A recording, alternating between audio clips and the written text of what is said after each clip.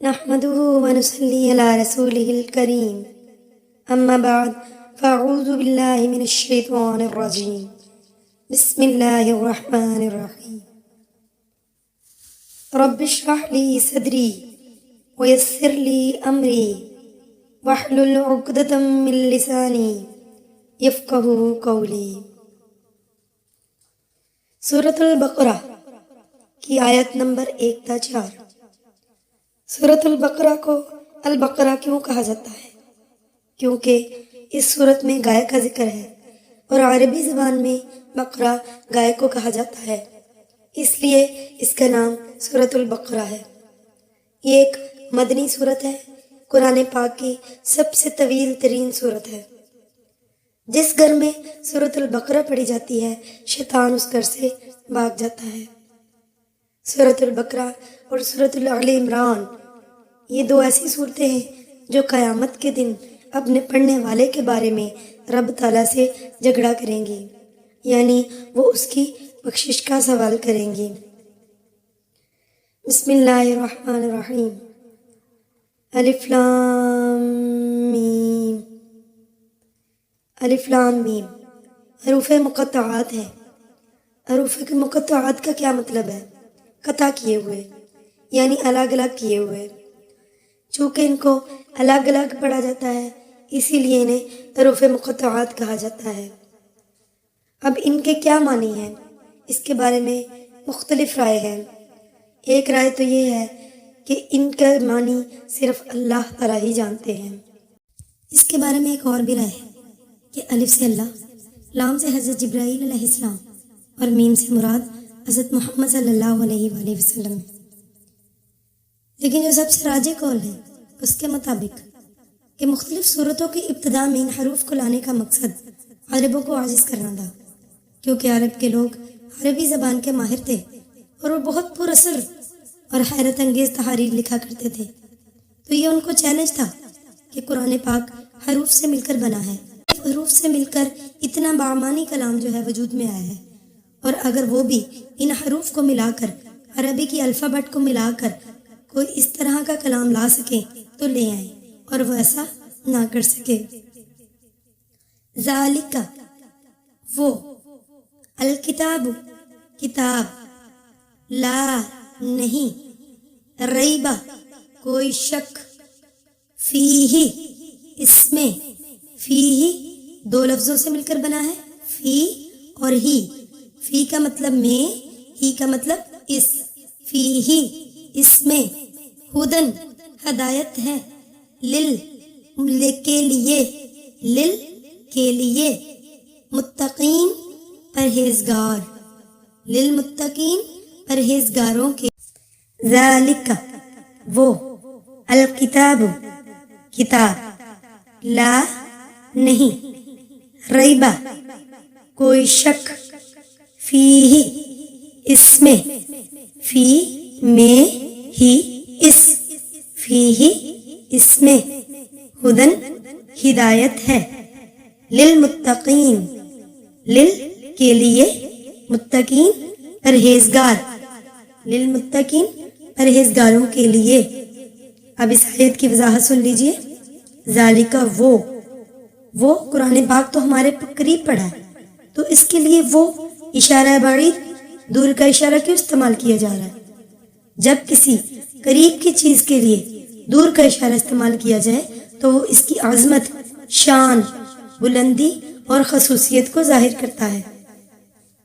قرآن پاک لوح محفوظ میں بھی ہے اور معزز فرشتوں کے ہاتھوں میں ہے۔ بعیدی سافرہ کرام بررہ، سورۃ عبسہ میں یہ آیت آئی ہے۔ الکتاب کتاب، کتاب اور الکتاب میں فرق ہے۔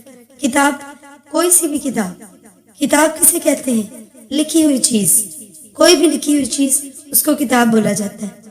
اور الکتاب خاص کتاب، قرآن مجید۔ ال جو ہے وہ کسی بھی عام چیز کو خاص بنا دیتا ہے، یعنی کسی بھی اسم نکرہ کو اسم معرفہ بنا دیتا ہے۔ لا نہیں، ریبہ کوئی شک، کون سا شک؟ ریبہ کیسا شک ہے؟ ایسا شک جو بے چینی اور بے سکونی میں مبتلا کر دے، جس سے اطمینان سکون رخصت ہو جائے. اللہ تعالیٰ یہاں پر شک کا لفظ بھی استعمال کر سکتا تھا، لیکن اللہ تعالیٰ نے ریب کا لفظ استعمال کیا، یعنی کہ اس میں کوئی ایسا شک نہیں قرآن مجید میں کہ آپ اسے پڑھنے سے بے سکون بے اطمینان ہو جائیں، بلکہ یہ تو سکون دینے والی کتاب ہے. فیہ، اس میں یعنی قرآن مجید میں کوئی شک نہیں. ہدن، ہدایت ہے. ہدایت دو طرح کی ہوتی ہے، علمی اور عملی. علمی ہدایت کیا ہے؟ جب ہر اچھی اور بری چیز کا علم ہو جائے تو انسان کو علمی ہدایت مل جاتی ہے. اور جب عملی ہدایت کیا ہے؟ جب انسان کو عمل کی توفیق ہو جائے، جو علمی ہدایت اس کو ملی ہے اس کے اوپر عمل کرنے کی توفیق پیدا ہو جائے تو وہ اس کی عملی ہدایت ہے. علمی ہدایت کے لیے ایک اور لفظ استعمال ہوتا ہے، وہ ہے ہدایت ارشاد، اور علمی ہدایت کو ہدایت توفیق بھی کہتے ہیں. للمتقین، پرہیزگاروں کے لیے. یعنی قرآن پاک میں کن لوگوں کے لیے ہدایت ہے؟ صرف متقی اور پرہیزگار لوگوں کے لیے. تقویٰ، تقویٰ کا لفظی معنی کیا ہے؟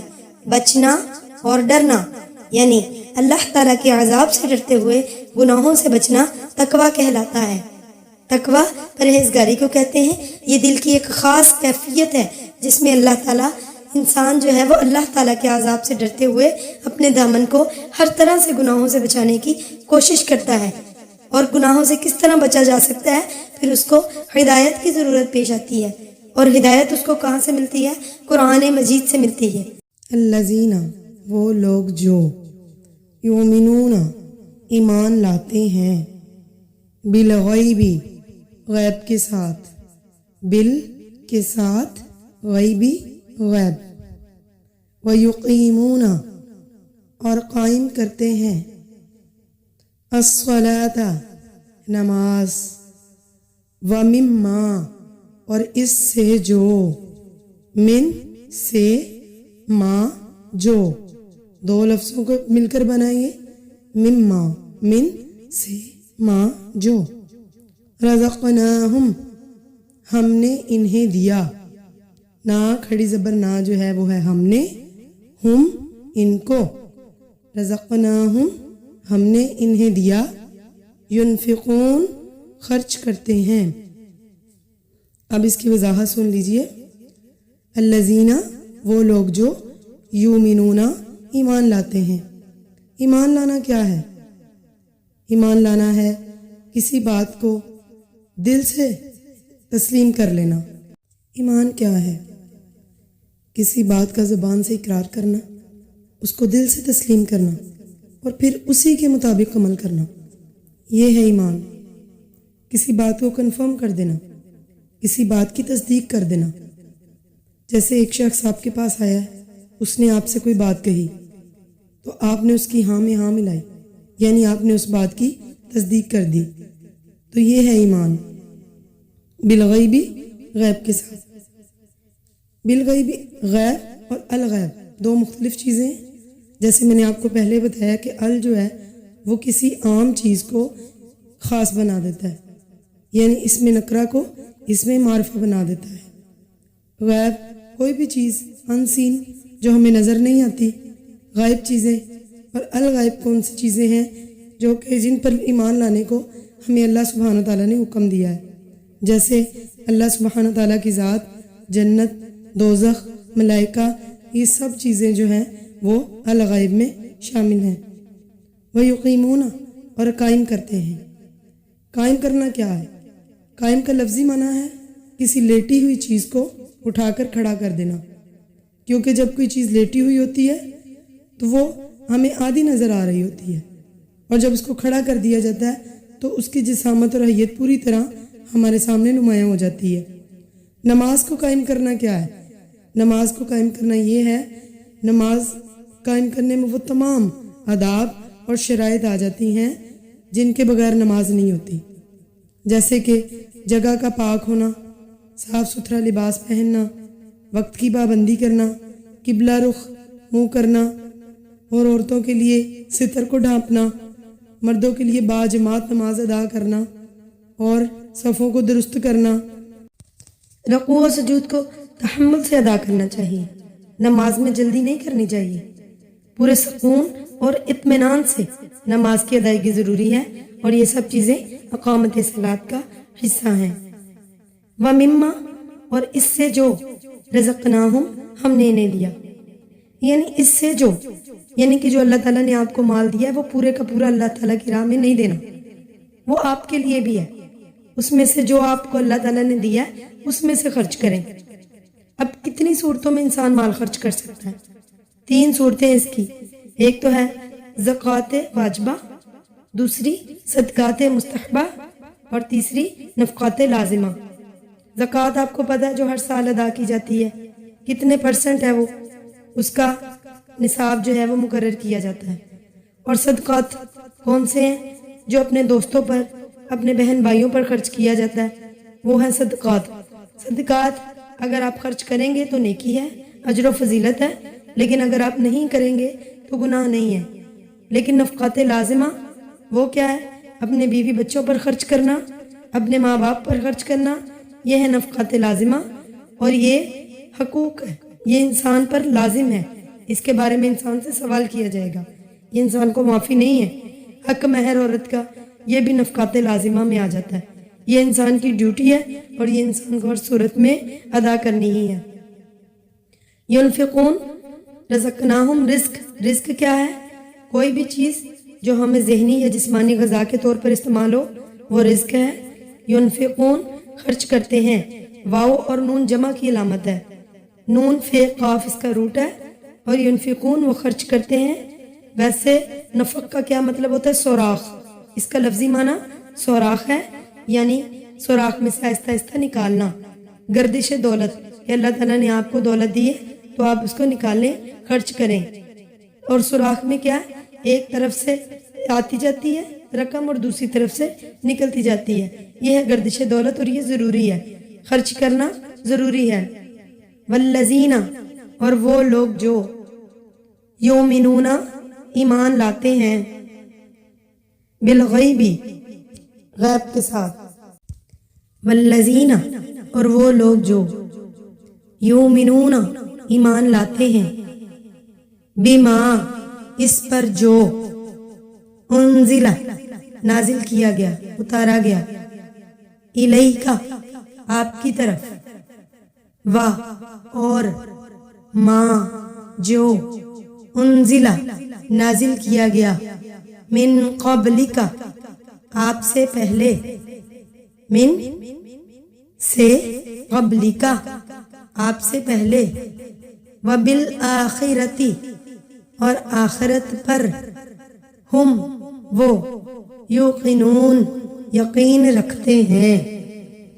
اب اس کی ذرا وضاحت سن لیجئے۔ اور وہ لوگ جو یؤمنون، ایمان لاتے ہیں، کس پر ایمان لاتے ہیں؟ جو کچھ آپ پر نازل کیا گیا۔ کیا نازل کیا گیا؟ وہی حضور پاک صلی اللہ علیہ وآلہ وسلم پر نازل کی گئی، اور کیا نازل کیا گیا؟ الہام، وہی کیا؟ ایک تو وہی، 2 طرح کی وہی جو تھی وہ حضرت محمد صلی اللہ علیہ وسلم پر نازل ہوئی، اتاری گئی۔ نازل ہونا، اتارنا۔ حضرت محمد صلی اللہ علیہ وآلہ وسلم پر 2 قسم کی وحی نازل کی گئی، ایک تو وہ جو قرآن کے الفاظ کی صورت میں ہے، جو قرآن کا حصہ ہے، اور ایک وہ کہ جب بھی کوئی مسئلہ آپ کو درپیش آتا تو الہام یا خواب کی صورت میں آپ پر اس کا حل واضح کر دیا جاتا، وہ بھی وہی، لیکن وہ قرآن کے الفاظ کی صورت میں نہیں ہے۔ جیسا کہ بہت سی ایسی چیزیں ہیں جن کا حکم قرآن پاک میں تو موجود ہے لیکن ہمیں اس کی وضاحت نہیں ملتی، تو وہ حضرت محمد صلی اللہ علیہ وسلم پر الہام کی صورت میں نازل کیا گیا۔ جیسے کہ نماز کی ادائیگی کا حکم تو قرآن پاک میں بہت مرتبہ آیا ہے، لیکن نماز کس طرح سے پڑھی جائے، کس طرح سے رکوع و سجود کیے جائیں، نماز میں کیا پڑھا جائے، نماز کی شرائط کیا ہیں، نماز کے آداب کیا ہیں، یہ چیزیں قرآن پاک میں موجود نہیں ہیں۔ التحیات قرآن پاک میں کہیں بھی موجود نہیں ہے، تو یہ بھی آ جاتی ہے، انزلہ، نازل کیا گیا، یہ بھی ان سب چیزوں میں آ جاتا ہے۔ اور جو نازل کیا گیا من قبل کا، آپ سے پہلے، آپ سے پہلے کیا نازل کیا گیا؟ مختلف انبیاء کرام پر جو کتابیں، جو صحیفے نازل کیے گئے، جیسے تورات، زبور، انجیل، یہ ساری چیزیں جو آپ سے پہلے نازل کی گئی ان پر ایمان لانا بھی ضروری ہے، تبھی ایمان کی تکمیل ہوتی ہے۔